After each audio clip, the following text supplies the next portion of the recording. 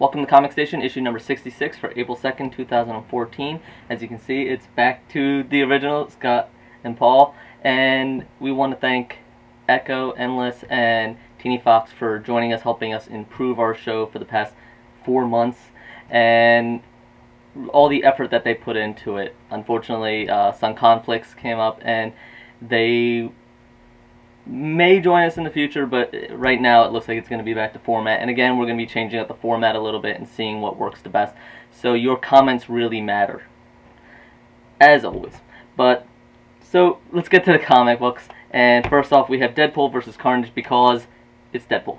I love Deadpool. I've been reading them all. I really enjoyed the Night of the Living Deadpool, and I'm still reading the Marvel Now Deadpool. And I was really looking forward to a lot of the same. Unfortunately, this is maybe not up to that quality completely, though they did have a number of jokes, some running gags. Of course, it's Deadpool, and you get Carnage, who is also insane. So that's the chemistry that you have going here. And it was fun, it was interesting.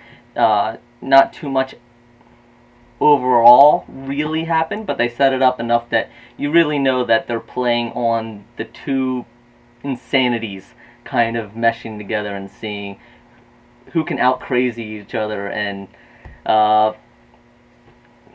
maybe I was looking for a little bit more of the quality of jokes that I was in some of the other ones, or in Night of the Living Deadpool it was a lot of the really good references. But I think this is overall, it's interesting, maybe not up to that quality though. But you do get Deadpool, and you do get Deadpool and Carnage. Cool. First book that I'm going to be reviewing tonight is Aquaman and the Others, number 1. If you've been following Aquaman, he's been hanging out with this group of kind of superpowered individuals from all over the world. The basis of this story is they all have old ancient Atlantean artifacts, and the artifacts stop working, and then all of a sudden, like, there's a hit squad trying to recover these different artifacts from the different individuals. And so Aquaman kind of goes around, they figure it out, and he tries to gather them up to try to figure out, first of all, these artifacts seem to be losing their power, and so the only one that's not is the Trident, Arthur's Trident, because he is from the line of kings. So he still manages to keep the power in his Trident, and he thinks that if he takes all of these artifacts, then he'll be able to repower them up. And in the meantime, they're trying to figure out who's attacking, who's trying to collect these artifacts. Why are the artifacts losing power? Right, yeah, the whole 9 yards. So, I mean, you know, look, they're all C, D, E-list characters. It's Others. I love the title. Is just Aquaman and the Others. Yeah, I mean, I don't know. I mean, look, if you like Aquaman, it's fine. You know, I mean, it's. Might as well say Aquaman and Friends. I mean, put it in the whole '80s like television. Yeah, it just you know, it's typical. I mean, his main book is better, but it's readable. I'm not high praise. No, which is a shame because Aquaman's gotten a lot of flack, and some people have started to move towards his side a little bit, so hopefully this doesn't set them back. Yeah, I mean, they have toughened him up, and this doesn't detract from him, but it's bringing in all these other characters that you just shows you don't care about the world that he's in. Yeah, you just don't. There's nothing about any of these characters that makes me want to care about anything that happens to them. Ugh. Oh well. The next one we have is from Boom Comics. This is Dead Letters. This one actually started off kind of where guy loses his memory. He's instinctually good at all this shooting, jumping off ledges and rolling, all this martial arts kind of assassin kind of stuff. And so lost memory. That you get where that's kind of going. There's you get the idea that there's some gangs that are trying to use him for whatever purpose. And that was all kind of expected. And at the end, though, the twist comes in. I don't want to ruin it for you, but where he is and the implications of that place is quite interesting. The only hint I'll give is maybe a little biblical, though they don't touch on that really in this comic. But that gives you an idea of where he might be. Artwork was purposefully rough, and I'm not a big fan of that, but story-wise got me interested. Artwork is not my favorite, but if you like that artwork, or you can get past artwork, I think the story is interesting so far. Cool. All right. Next up on my list here is Caliban by Avatar. Welcome to the Caliban. It is a spaceship. Space mining ship, small crew, carrying a bunch of passengers that are asleep, cryostasis, whatever you want to call it. They're out looking for different, worlds that are habitable. In the meantime, as they find each world they come to, they find different ores and whatnot. They bring them on the ship, and eventually they send them back to Earth, which is, decayed, blah, blah, blah, blah. Well, of course. So what we're doing. But while they're traveling, a small crew is awake, running the ship, and they're traveling at light speed, and then all of a sudden, boom, they either hit something or something hit them, and that's where the story really starts to take place. What kind of genre is it? Like, it sounds like a space horror. Marine. Oh, okay. So Yeah, I mean, it's Avatar, so it's going to get, eventually it's going to probably get pretty bloody, I would think. think. Avatar does a beautiful job on some of their bloody work. So, in that respect, it was not a bad book. The story was good. I liked the artwork in it. The question now is the crew that's left alive after this collision. They basically, something has now formed with the ship. So they have their ship and this other thing, and that's where they leave it off at. So is this other thing alien? Is it another different type of ship? They can see parts of it within their ship. It's all fused together, and that's where the story's at. So not bad. I mean, I'll give it a second look. So the artwork, obviously from the cover at least, looks like it's going to be a lot of blues and reds and dark colors. Is that? Yeah, that's pretty much the theme throughout the book. You're in space, and they really, they're bringing the ship down in those darker colors, and the crew are wearing the drab green outfits, that type of thing. So not enough really to tell if it's going to be a good horror story so far, or no, they really didn't touch on any of the horror. So, but I mean, it's coming. It's a setup. So yeah, it's the first issue. Hopefully, by the second or third issue, we'll be able to tell how the story's going to. Yeah, I mean, it's Garth Ennis, so that'll lend me to at least give it a second. I mean, I'm not a big horror guy anyway. Yeah. So, but right now they got my attention. Okay, that's all they really need for the first issue. Exactly. Technically, I guess the big title for this week is Inhumans #1 from Marvel, because this starts, as it says, Marvel's latest epic. Really, it's the biggest next event.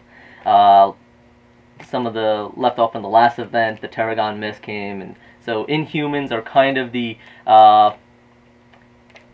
mirror and at the same time counterpart to the X-Men. They're the kind of mutants, but in this case, the mutants are made by this Tarragon Mist, which acts with their DNA. Certain people will turn into Inhumans, and therefore they'll get powers, they'll become different shapes or whatever, and they become mutants essentially.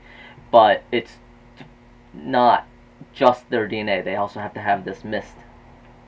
So you can see in here where the last one left off, the king is gone, the queen is looking for him, Black Bolt is the king, and you can see there's a little bit of tension, different maybe tribes within the group that are vying for where they think that the Inhumans should be going.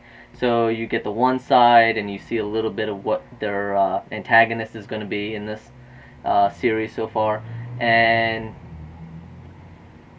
conveniently you get some background through some dialogue, and so it goes through it, but it never really bogs down too badly. So someone that's not really familiar with Inhumans, I picked it up pretty well. I just knew the basics, that they were basically mutants. But going into it, I felt like I got the story pretty well. The artwork it's Marvel, it's good, and wasn't overly impressed by exactly what happened, but again, it's issue 1, it's a setup, and it really is just trying to get people used to what are the Inhumans. I'm curious, and from a total Marvel movie standpoint, since Marvel's not allowed to use the term mutant, this is how we're going to start to change everybody over. Oh yeah, they're if they don't get the if Fox doesn't lose the X-Men eventually, this is how they'll probably move into that little realm. All your favorite characters will become Inhumans. Beautiful.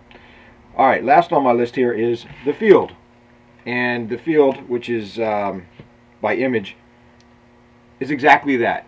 Opens up, you have a mostly naked guy in his tidy whities running through a cornfield. You can't quite figure out what's going on. All of a sudden he stops, he looks down, and there's a phone.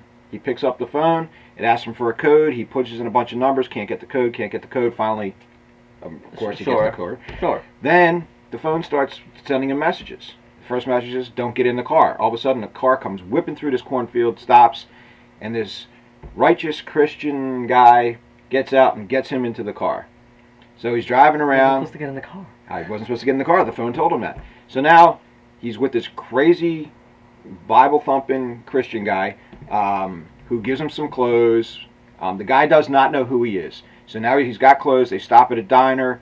And all of a sudden, this Christian guy just goes off and shoots everybody in the diner. And in the meantime, the phone's saying, "Get out of the diner because he's going to kill you." And it's really bizarre because there's really no basis of what's going on here. So you're just as lost as he is. Yeah, you got this guy with amnesia, this crazy Christian guy, and then all of a sudden, a whole biker gang comes pulling up into the field, the original field where he was, saying, "He's gone. We got to find this little SOB." And that's pretty much where it's off. So I'm like, they've got me hooked in because now I'm like, I got to figure out what's going on with this. This is actually they don't give you anything. Yeah, I mean, it all takes place at night. The artwork's pretty. It's not real rough. It's a little bit rough. It kind of fits the whole feel of it. You know, language is strong in this, so be prepared. Also, I'd like to mention, language is also strong in Caliban. You know, the smaller, publishers will be a little more lenient with it. So, which I love. Yeah, not.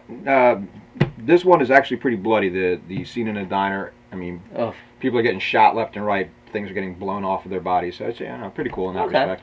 So Image can do that. Yeah, Image can do it, and they did it pretty well. They got me locked into this one. I definitely have to read number 2. Hey, good praise on that one. Last one.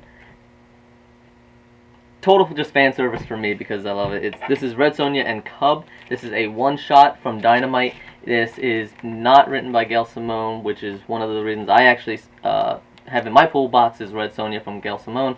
But this one fit perfectly. If you are enjoying that series or you really like Red Sonja, this will be really good. The artwork is fantastic. Red Sonja is... She's her. She's just hacking. She's slashing. She has the full female empowerment. The Cub, the little girl, I love the little girl. I wanted more of her. She knew what she wanted. She knew what she had to do. She did it. She really could have been like the protege to Red Sonja. But you have to read it if you really like that kind of story. It's really good artwork, really good action with some story with really good flow to it. So I enjoyed it. I will be adding this to my list, even though it's not in the line of the Gail Simone Red Sonja. I'll be adding it to that. I'm a big fan myself. I mean, I've loved.